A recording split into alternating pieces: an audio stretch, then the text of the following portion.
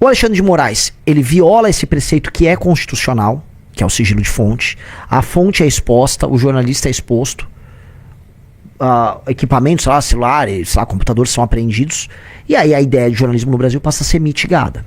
Renan, antes dos assuntos do dia, tem o assunto de ontem que a gente acabou não comentando muito bem ainda, mas eu queria que você entrasse. Quem deveria desobedecer a ordem ilegal de Alexandre de Moraes para quebrar sigilo jornalista? Vamos lá, amigos.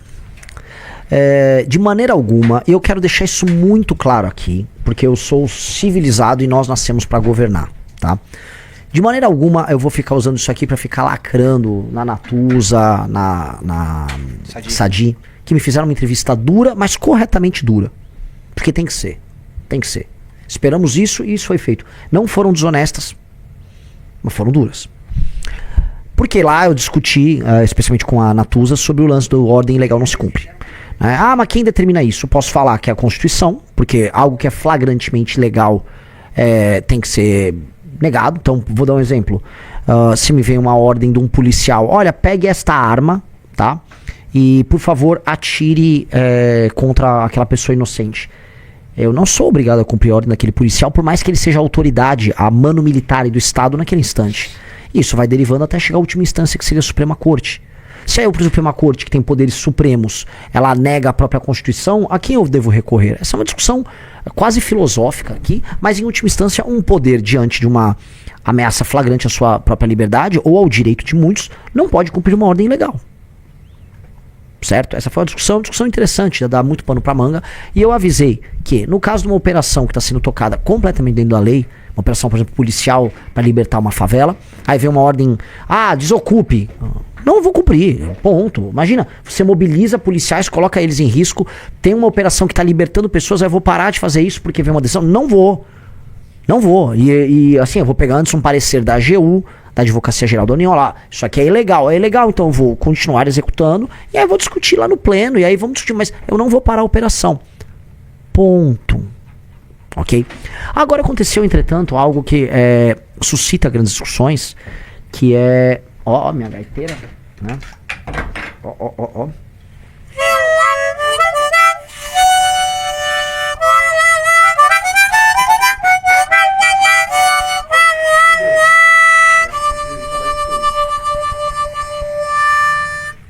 Então,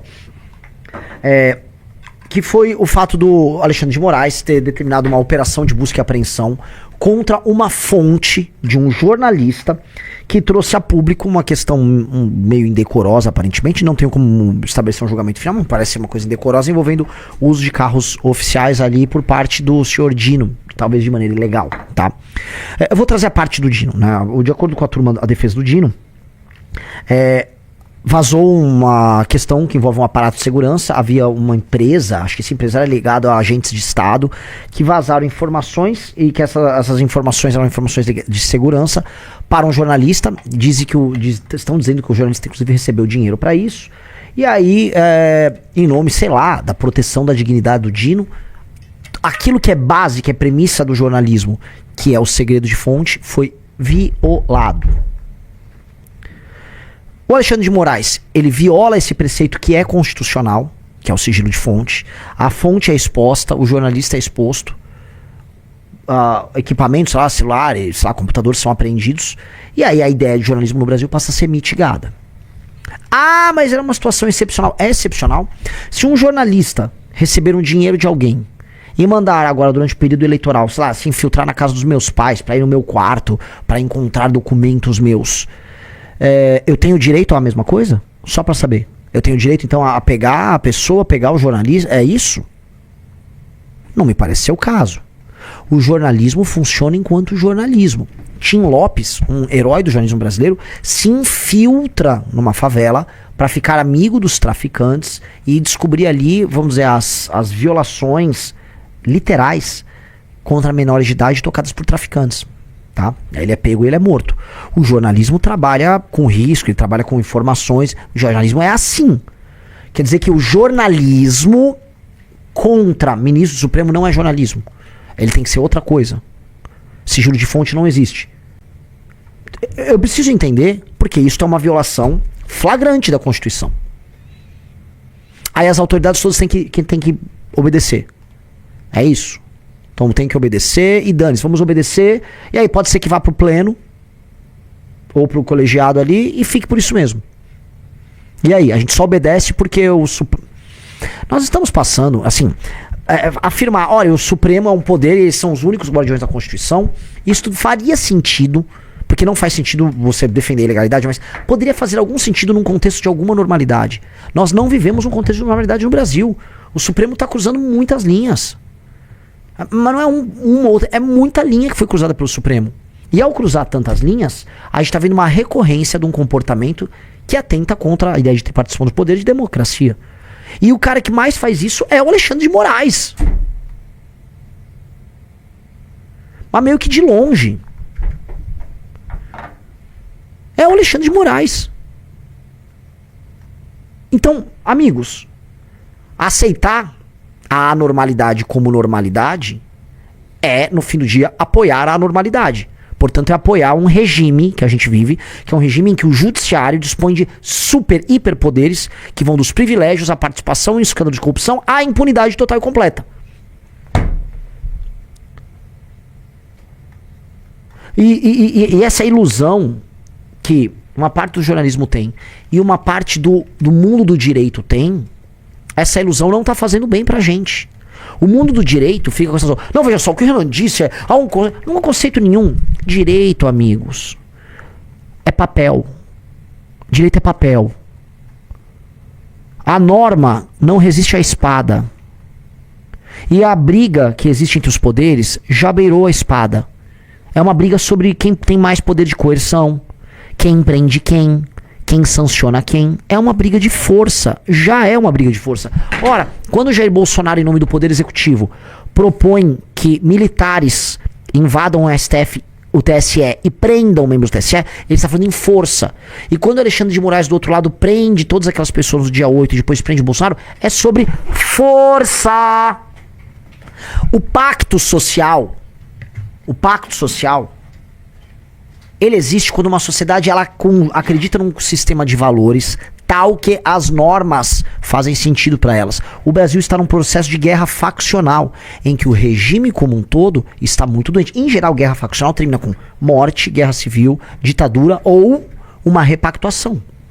O nosso governo quer uma repactuação. Só que repactuação passa a fazer assim, parou aqui, parou. Não vai cruzar essa linha não. Você tá violando. Não, calma aí. Essa roubalheira tá... Vamos parar. Vamos sentar, vamos repactuar, que tá muito ruim isso aqui. Sem golpe de Estado, sem nada disso. Mas tem que repactuar. Fingir que tá tudo normal é coisa de maluco. É coisa de maluco, não tá tudo normal. E eu acho muito gozado, porque assim, ninguém vai discordar do meu diagnóstico. Tem um livro, eu vou divulgar esse livro aqui, eu li ele, tá? Recomendo que vocês leiam, tá inclusive na lista de best-sellers, tá? Cadê? Abre ali, Riso, acho que chama Joaquim Falcão, o nome dele. É um livro verde e roxo muito bom. É ele mesmo, pega o livro dele. Procura aí, livro. Imagens, esse vídeo, A Oligarquia dos Poderes. Amigos, eu recomendo que vocês leiam esse livro, A Oligarquia dos Poderes. Até porque tem gente, inclusive do direito, do jornalismo, o Joaquim Falcão é do meio do direito.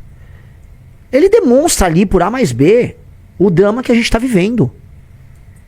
Que é um drama institucional em que os poderes, meio que em vez de um fiscalizar o outro, um aceita a roubalheira e os privilégios do outro, tá? Eles atuam em conjunto quando os escândalos comuns lhes beneficiam, e eles nos administram como se escravos fôssemos, tá? Então, esse diagnóstico, modéstia à parte, eu e o nosso grupo já fazemos ele há muito tempo. Você pode pegar desde as nossas lives, mas vamos falar em material documentado, material escrito. As revistas Valete, que vem desde a do Alexandre de Moraes. Pega a Valete número 1. Tá? Não tá aqui. A Valete número 1 é sobre isso. Essa aí. Quando a gente tá falando do superpoder de Alexandre de Moraes, a gente tá descrevendo o cesarismo de Alexandre de Moraes. Ou melhor, o Alexandre de Moraes tornado uma espécie de ditador para assumir superpoderes para resolver os dramas de uma república em crise. Então, mesmo com os poderes, como o Joaquim Falcão descreve, cada um cuidando do seu esquema, em algum momento, para manter o esquema de pé, foi necessário colocar um super ser, né, um agente com superpoderes, que foi Alexandre de Moraes, para manter o game vivo. Tá? É muito interessante isso. Então, o que aconteceu aí que envolve Alexandre de Moraes é uma demonstração clara de que, assim, não tem democracia e que o regime está totalmente doente por dentro. E aí o jornalismo vai defender isso? Eu não acho que o jornalismo deve defender. Tem que falar, isso aqui é ilegal. E decisões ilegais, especialmente decisões ilegais em temas graves, não se cumprem. Até porque o prejuízo social pode ser gigantesco.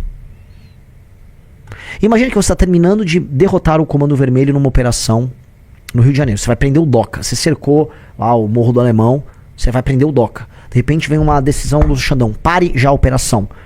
Aí você vai deixar o DOCA escapar? Você vai deixar as pessoas que moram naquela favela, que começaram a viver, a respirar sem o jugo do Comando Vermelho, elas voltarem pro jugo do Comando Vermelho? Eu não vou parar. E acho que nenhum homem de verdade pararia. Entendeu? É isso. É isto. Rafael Almeida. Vamos lá, temos mais algum tema legal? Vamos lá, vamos indo. Enquanto você vai procurando tema, eu vou...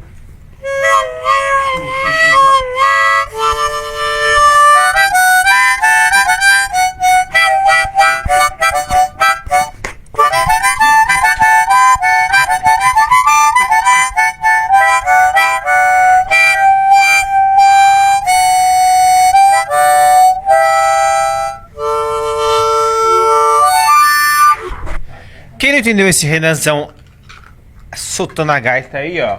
Domingo, atenção pessoal, domingo, lançamento de campanha de Renan Santos, dia 16 de agosto, na Largo São Francisco, aqui em São Paulo, a partir da 1 da tarde. Renan teremos discurso de muita gente legal. E também o Renan vai tocar o próprio jingle a lá Bob Dylan. O que é tocar o jingle a lá Bob Dylan? Gaitinha com um violão. É isso. É porque assim, tem um jingle que vai tocar, né? Eu vou lá no Renan pela manhã. Só que se a gente tocar no violão com todo mundo lá. Eu vou botar no Renan, é isso? É esse aí. É esse aí. É esse mesmo. E, pô, é tão legal. Né? Os caras botaram o Renan é maluco. Eu volto a colocar, eu acho muito engraçado e eu acho até. É aquela elogio disfarçado de insulto. Quando os nossos adversários chamam o Renan é muito maluco ou o Renan cheirou coca, porque eu falo muito rápido. Eu vejo isso em todos os lugares. Quer dizer, o cara não consegue aceitar que eu sou... eu tenho uma fluência verbal melhor do que dele ou dos ídolos dele. Aí ele presume que eu precisei usar entorpecentes. Poxa, cara. Não. É ruim pra você ter que aceitar que, de fato, eu falo melhor do que você que faz esse insulto ou que os seus ídolos? Aí precisa disso? Isso só soa... Sério, eu entendo. Pra mim soa como um elogio, porque de fato eu falo bem, né? Gostou do vídeo? Para mais vídeos como esse, se inscreva no canal Avante Missão Brasil, deixe o like, compartilhe o vídeo e comente abaixo o que achou do corte. Vídeos de segunda a sexta com os temas mais diversos da política brasileira e do Partido Missão.